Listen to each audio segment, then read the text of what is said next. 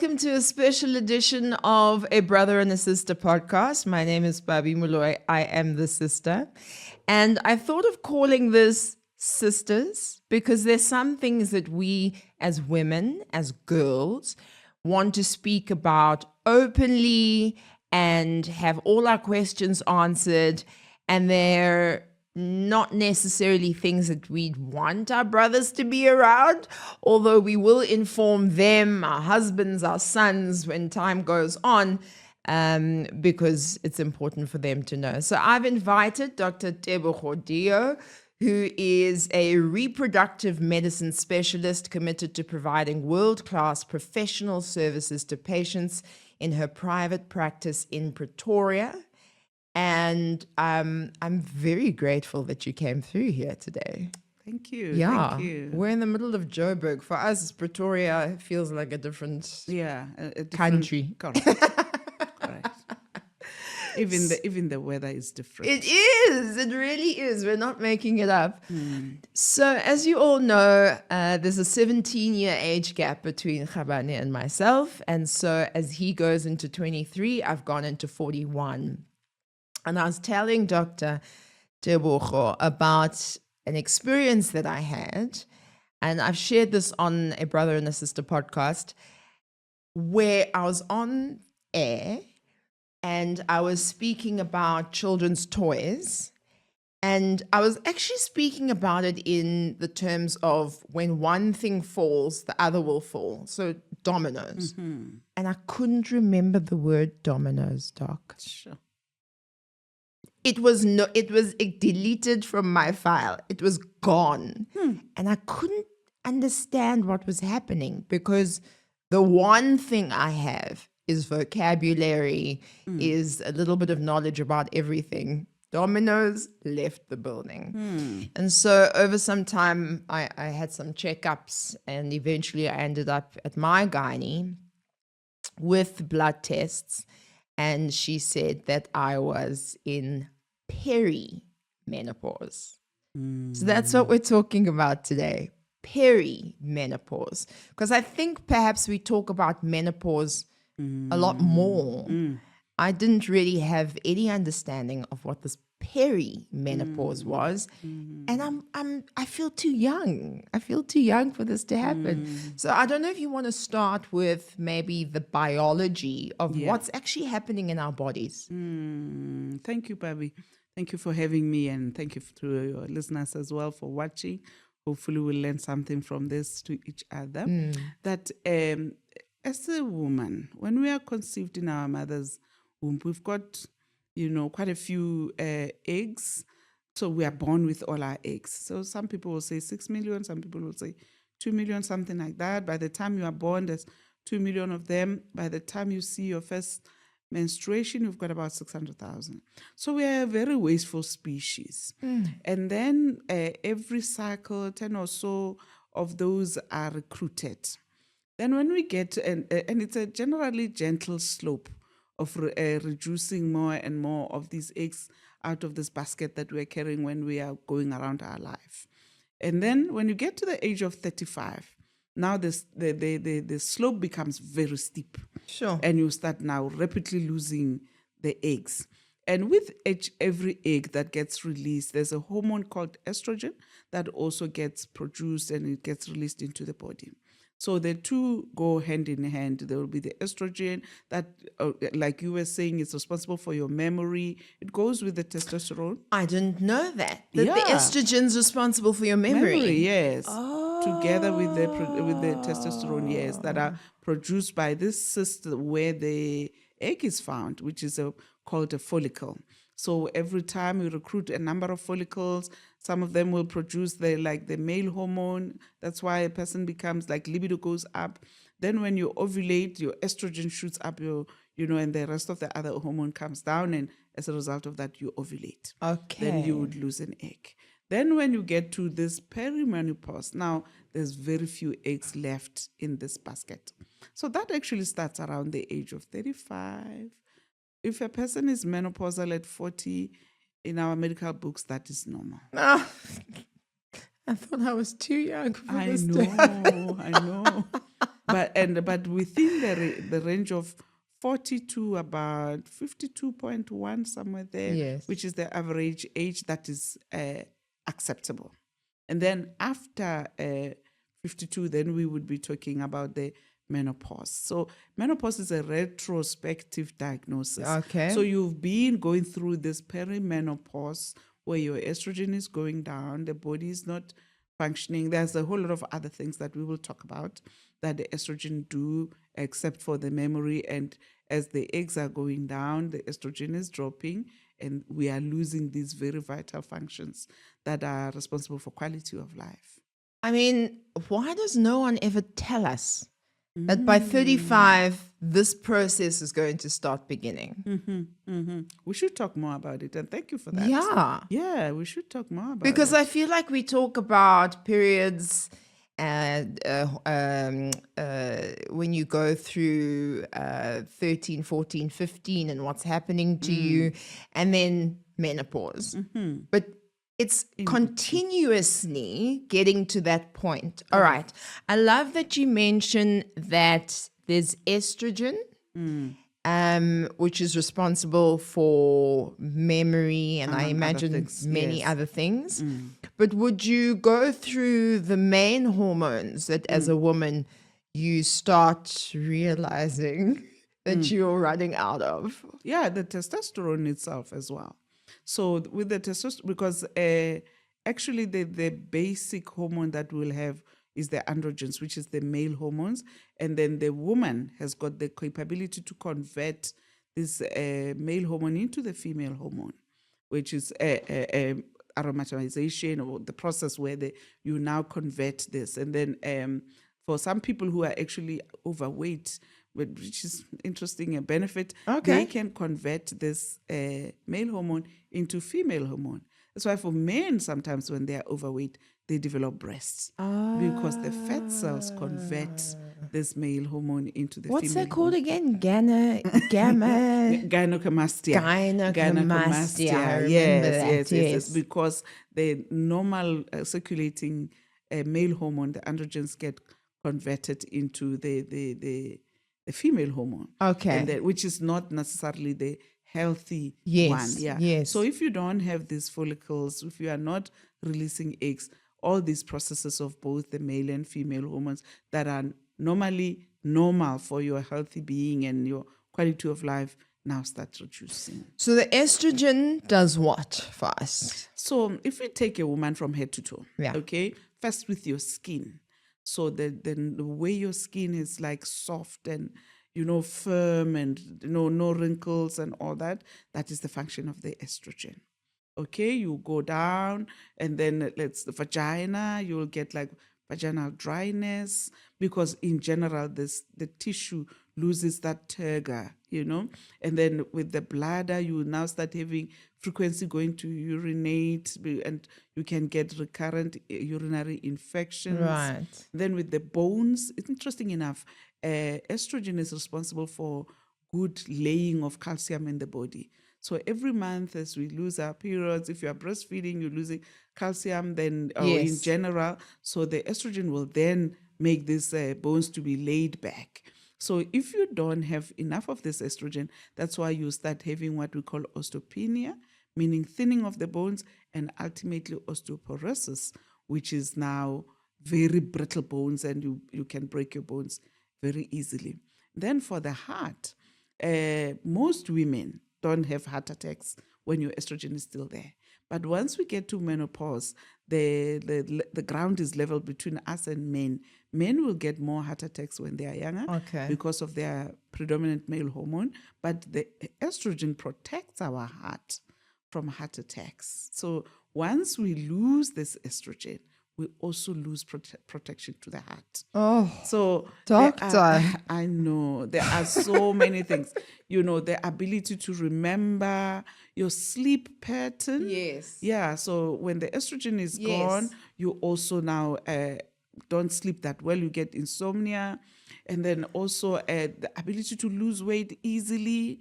That's why women, when they reach menopause, they will have that pooch around the belly, So all these things are some of the things that actually get eroded. Your menstruation, of course, it becomes irregular. Sometimes you skip.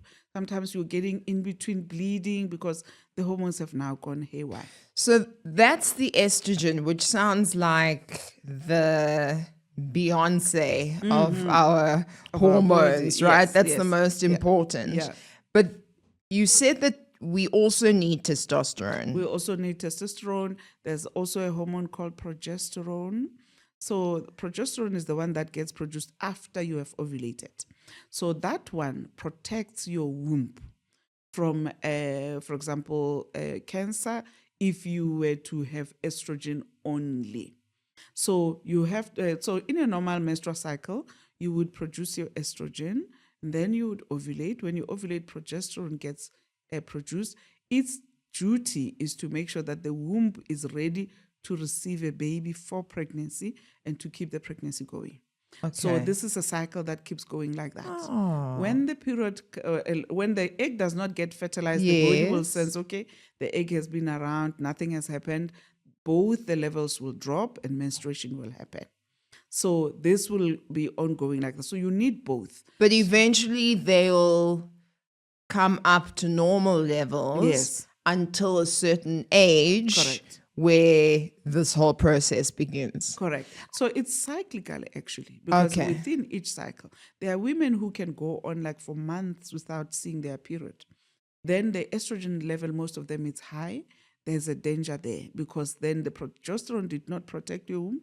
That's when cancer of the womb could happen. Oh my goodness. I was asking specifically about testosterone, and how it's formed in our body, and then how we can also make sure that we still have it. Okay. So testosterone is also a normal, what can I say, chemical product that gets produced in our body within the same phenomenon of the ovary that is producing. So it is like the basic hormone that gets produced, and then it will be converted into the I estrogen. see. Yes, Okay. like that. Yeah. So, but some of it will still continue on to become just testosterone. So, Okay. as women, we've got testosterone as well as estrogen, but at a very low level. But we need it for energy, or we need it Energy, for metabolism, Yeah. for libido. It also contributes to memory as well, and high mental functioning. So as the testosterone also go down, that's when the forgetfulness also come in, the ability to do like complicated reasoning, mathematics, those kind of things that you find, the foggy brain. Yes, because the testosterone has run out. And then obviously to keep it going, you have to take external testosterone. So let's talk a little bit about that, because then I was put on a course of medication, and this was only month 2 of the course of medication. But already by day 2 or 3, Doc, I felt like a normal person again. So I got prescribed a tablet that you take, and then I got prescribed a patch that you take. And I believe my other option was to go on to the pill. Yeah, which I didn't want to do. I've never been on the pill, and I'm nervous. I don't know why. But I took the patch, and by literally 3 or 4 days, I started to feel normal again. So what are the options? So obviously you are getting the hormones, and they come in different forms. You've already alluded, they can come in pill form, you can come in patch form, they can come in a cream form that you just apply to your skin. There's implants that you can put in the body that can last over, be it a month, be it 3 months. There's a loop, but the loop will only protect the womb, that you can put in the uterus, so that there's only certain types of patch or cream that you can use, especially when there's a uterus. So when we decide which treatment to give a person, we look at whether the womb is still there or there's no womb. So if there's no womb, the treatment is simple. But if there is a womb, we have to protect the womb. Why would there not be a womb? If you've taken out your womb, For Okay, whatever so if you've reason, had a you've had hysterectomy- a hysterectomy, yes. And young, Yes. perhaps there were other things going on. Correct. Okay, I understand that. The cream you're talking about, I remember in the 80s, there was a certain actress in America and she was talking about HRT cream, and you put your HRT cream, and what was she talking about? Did they have any correlation with what we're talking about today? Correct. So HRT, those days meant hormone replacement therapy. Got it. Yeah.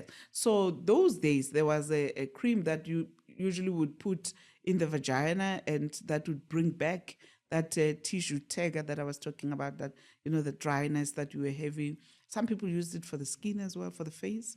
Yeah, so the one that I'm talking about, it comes also as a gel form, which is a newer formulation that you can use to be able to replace the hormones. So yes, there was that cream that I'm talking about, which is still there even now. And now there's this gel that you can just put on your skin in the morning after you shower. Before you put on your moisturizer, you just put this gel on.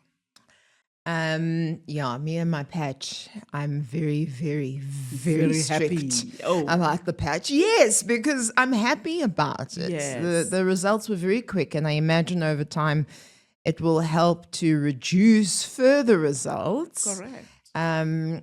And keep me fresh, which is No. really what you want to do. Correct. I Yeah. mean, you had the option of using contraceptive pill, like you were saying. Some people don't want to have Yes. that. Yes. But, or otherwise, you put back your patch. Literally, you are just getting back the hormone that. So there are options. Correct. This is in the private sector that I'm speaking about.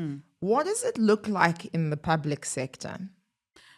I studied in Grootskir, and more or less what you can give in private those days, you can give in government as well. Okay. Yeah, because the concept is about the fact that you don't have hormones, and there would be some form of hormone replacement. You may not have the full array of replacement like we have. When I say we have, I'm talking about in the private sector. Private, yeah. Because I'm based in the private sector. So you may not have the gels, you may not have the full option of the patches, but some form of hormone replacement you will find in government. But even then, you may not be able to find it in the low-level primary setup and some secondary setup. You may only be able to find it in tertiary units, maternity units, so if you are just somebody who's going to go to the local clinic, you may not be able to get what you are looking for. So that's very worrying for me because of the state of the fact that we don't talk about it enough. So at a certain age, as a woman, when these symptoms come, you just feel crazy, or people will just say, you're so forgetful now. And I don't know if there's as much compassion around it because there's not as much understanding around it. I told you some of my symptoms, but in terms of how things work and function in our brains, etc., and so forth, do you lose energy? The brain fog is something we talked about. Does it change perhaps the way you smell things? Does it? What else can it shift that might say, ding, ding, ding, ding, ding, this is Something a symptom? is going on. Hot flashes. You can start getting feeling of hotness. I know the first time I was starting to feel hot flashes, it's so embarrassing because I'm a gynecologist. I should have picked this up. And I keep asking everybody, is it hot in here or is it me, So it's a very strange feeling of like you get this flash of heat, emotion, that you just become an emotional person. You cry for no reason. You're very moody. You're getting mood swings. You spoke about forgetfulness. We spoke about the ability. You're just not yourself. The energy levels are down. Your metabolism is not as it was. You're just not feeling yourself. Yeah. Yes, a libido goes down as well. In conjunction with the fact that you also get vaginal dryness. So you just feel like another person has stepped into you. You are not that person that you used to be. Yeah. And it's actually a normal phenomenon to understand that part of you is gone. It doesn't have to be accepted, because if you work in in a place where you need to remember, our parents I remember my mother used to call all the names before she comes to my name. Oh, yes, Yeah, yes. they go to Mukate. What? They go Yeah. one name to the other, But if you are making... Hang on, doctor. Our poor parents, our mothers were in menopause or perimenopause. Perimenopause. Ah, shame. We must feel for them. The compassion that we need to go to show them, There are only two of us, and I get called the last name ever. And I'm the firstborn. Because they go, kana umang, eh. Yeah. So that is part of that. But when you are like you, Pabi, in this industry, you cannot afford to be saying, Mukete, whoever you are trying to talk about, a personality or something like that. The name must come there and then.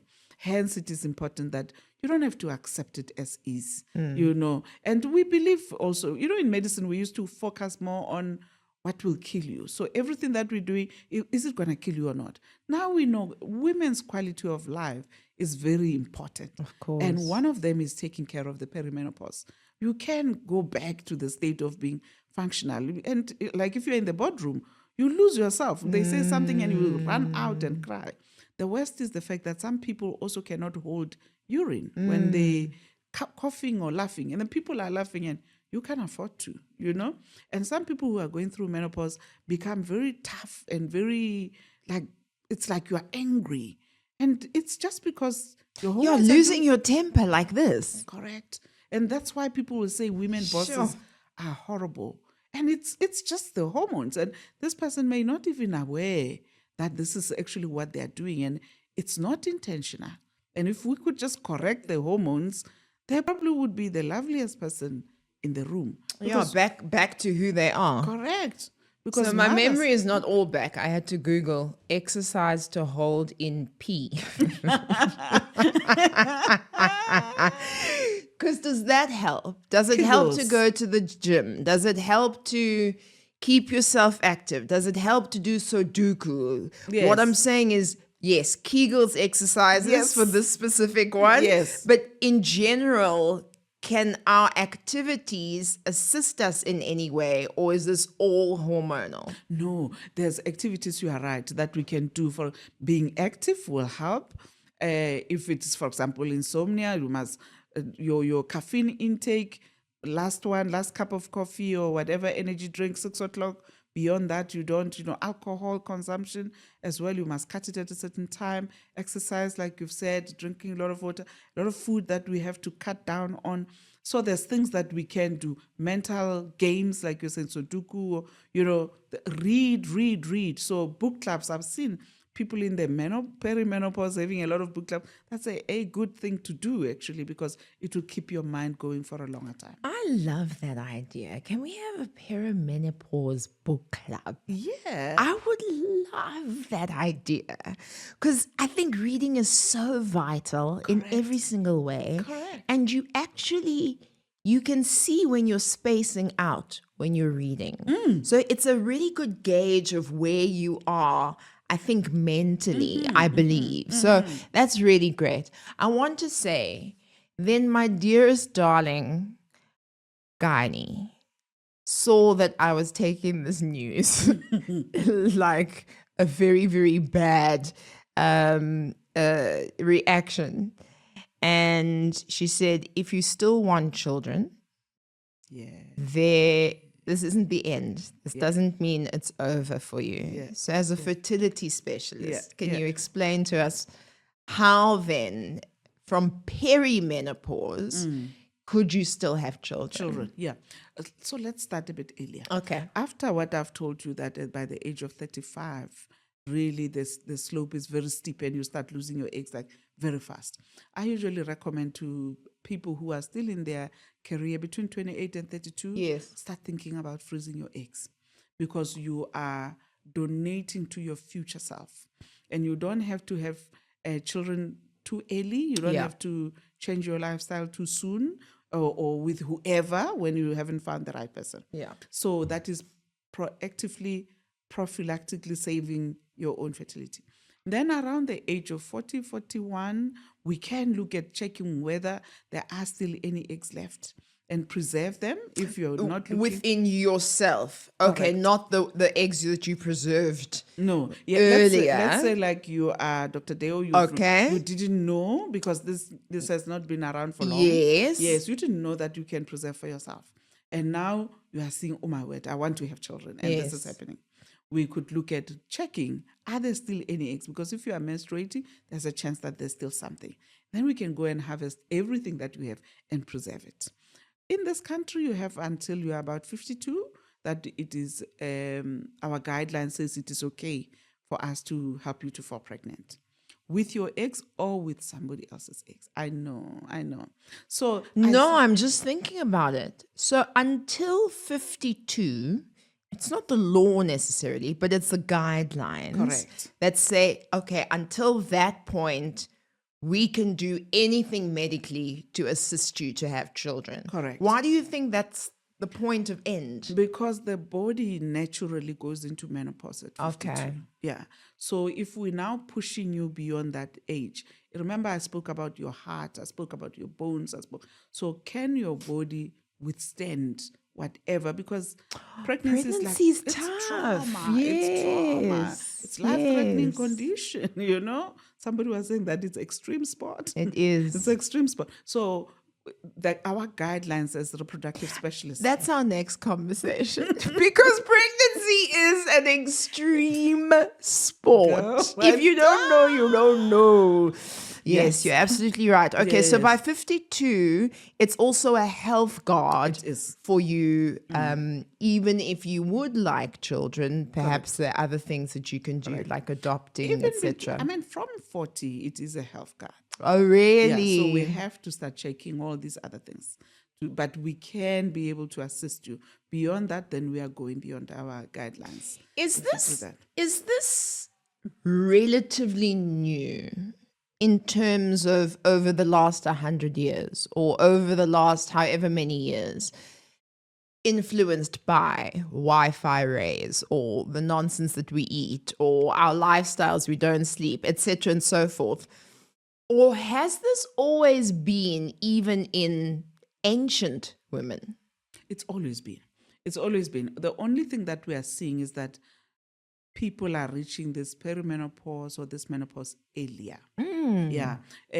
But the 35, 40 age has always been, because that's just the number of eggs that you are born with, you know. Okay. But with all this that is happening, and, you know, we don't know what COVID has done to our system and all that, we are seeing more and more people reach menopause. I've got clients that are like 35, I'm trying to do IVF, and there's no eggs. You know, 28 years old, you get 2-3 eggs.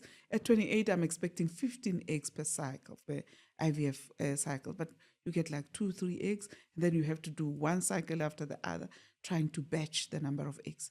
So, And when you say cycle, you're talking about what? IVF cycle, where you have to take medication, and we are like 1 month, then we collect eggs, we go the next period again, we take medication, we collect the eggs, like that. So literally every month we have to go and collect, be it either we are trying for IVF or we are preserving for yourself.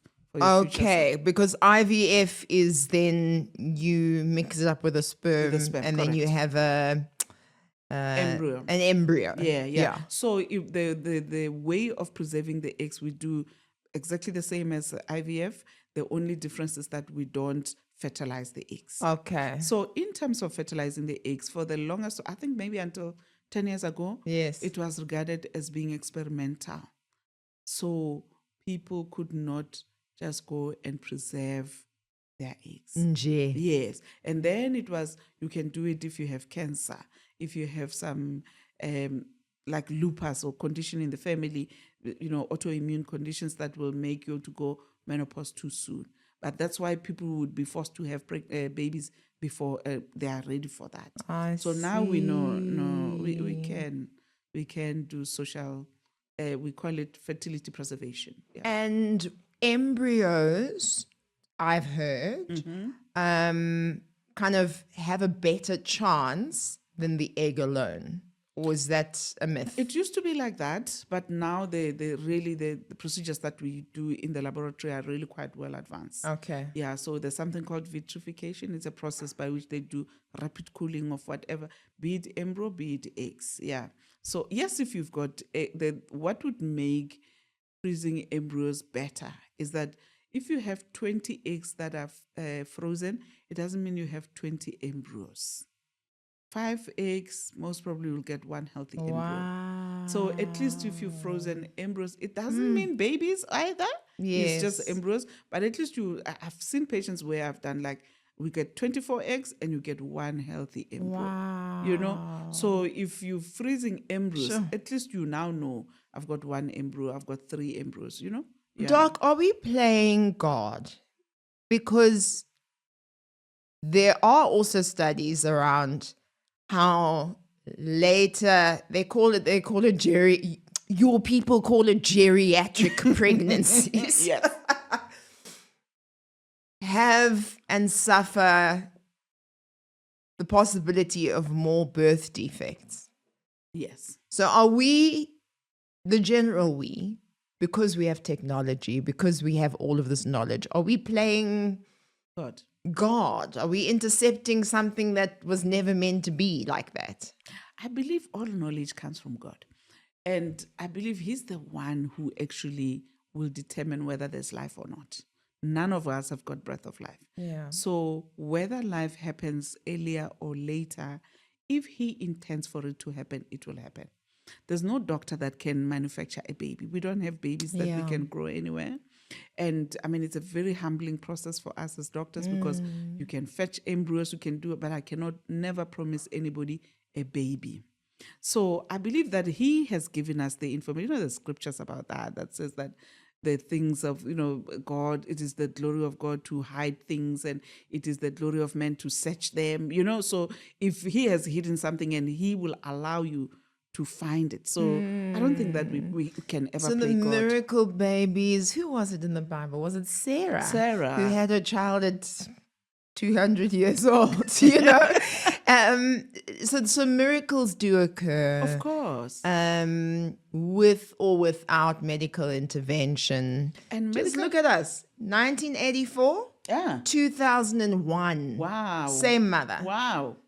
And actually, I believe doctors are dispensers of miracles. Yes. Yeah. Yeah. It's not God or doctors. No, it is God through doctors. That is fantastic. Yeah, so I believe that too. You asked a very important question, though, that later on in life, there's a higher chance of abnormalities. Oh, yes, birth defects, yes.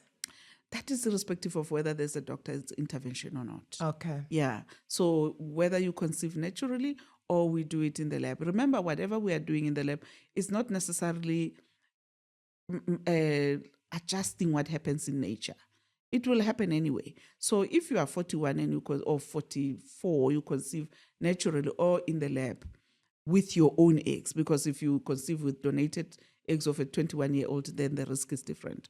Then there's still a risk of birth defects. And that's just a matter of nature. I'm sorry, did you say you can use somebody else's eggs? Correct. I didn't know that. So you reach the age of 45, 50. Actually, most of people who are 50 years old who did not save their own eggs are most probably using donated eggs. So there's egg banks out there. I did not know that. There's egg donation agencies. Young people will say, would you like to do an altruistic act of donating to somebody who's struggling to have children? And people go out and donate. I did not know that. And legally, you can't get paid for that. Or so can you? You get a compensation. Okay. Yes. So because of that, the fee is not related to the number of eggs that you are producing, because it's not a business of selling eggs. Right. It's the cycle or the Correct. specific agreement that you had then. So it's just a compensation for being away from work, for the petrol you've used. And you know. I could have and it's sold so many eggs. I know. I would No, you have been can't sell eggs, but you can donate. I would have been a zillionaire. We're getting to the end of our time Yes. together, Dr. Tebogo, but I want to know also about eyesight because I found that that's been different in this Correct. time as well. Correct. So does perimenopause affect your eyesight? Correct. But that one is just a matter of age because it doesn't just affect women, men too. Okay. Around the age of 40, then Okay. our lenses get tired, you know, and then you can end up with your eyesight that is reducing.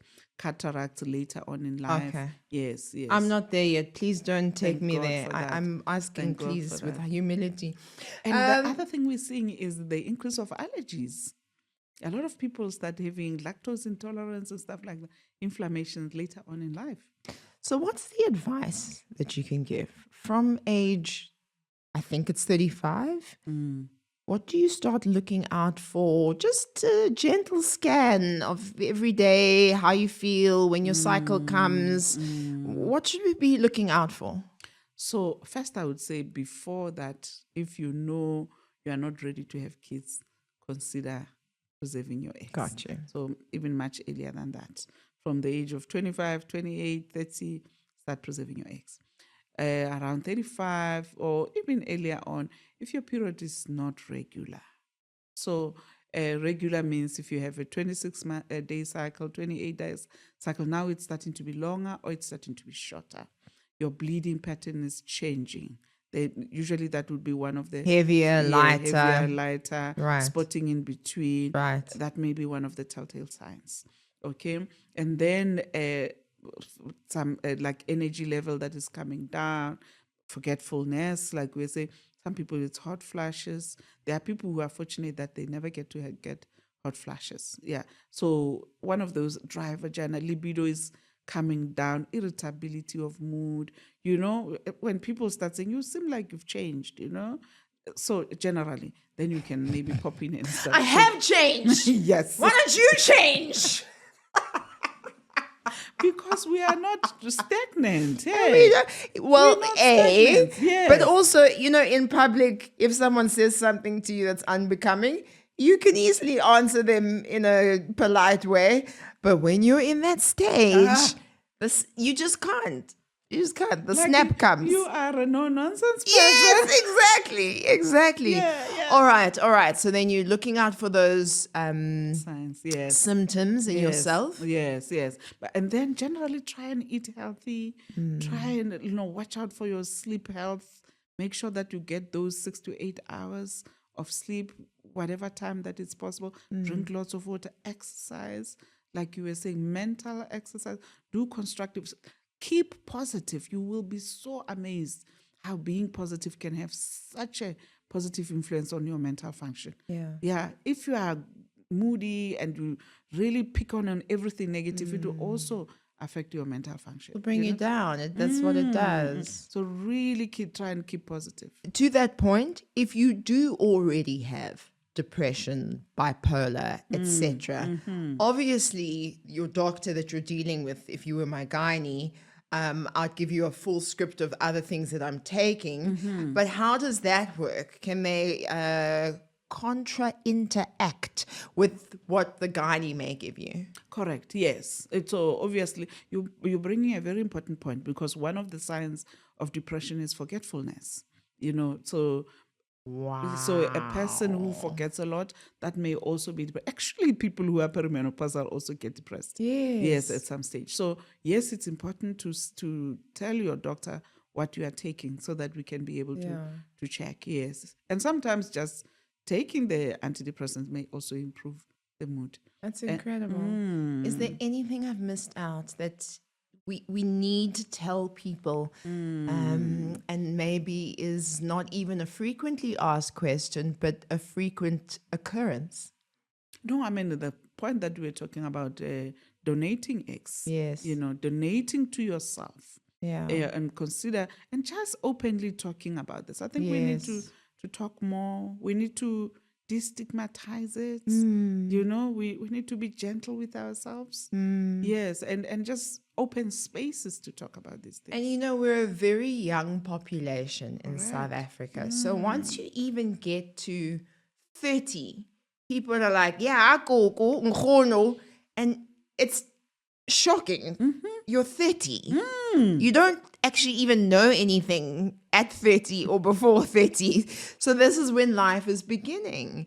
So I think that there is a lot of stigmatization because none of us really want to look older or feel older or be in the old section of things. I personally have never cared. And so that's why I think it's so important for us to destigmatize, have the conversations, and have people like you along us. Thank you. How do we find you, Doc? Okay, I saw in the socials, I'm Dr. Tebogo Deo. You can pop in there and check me in various socials. Otherwise, my website, www.drdeo, so DRDEO. Okay. That would be my website. And then I'm in Pretoria in Kloof Medi Clinic.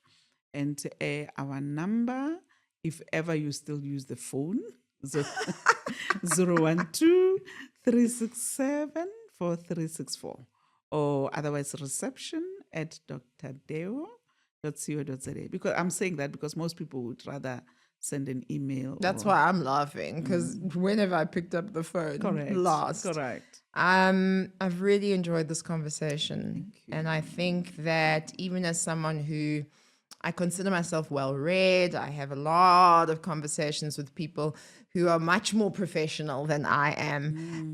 I still came away from this having learned something and knowing something new. I'm glad to hear that. So thank you very much, Dr. Deo. Thank you for having me. Thank you for this opportunity to share knowledge with people out there. What an absolute Much pleasure. appreciated. And there we go. Brother and the Sister podcast, the sister version with myself, Pabi Moloi, Dr. Deo, as well as we demystify perimenopause. So if someone snaps at you, just give them kindness and gentleness. If they can't remember what dominoes are, just wait with them and guess things. But don't guess irritating things because you don't know where they are. And sometimes just quietly wait.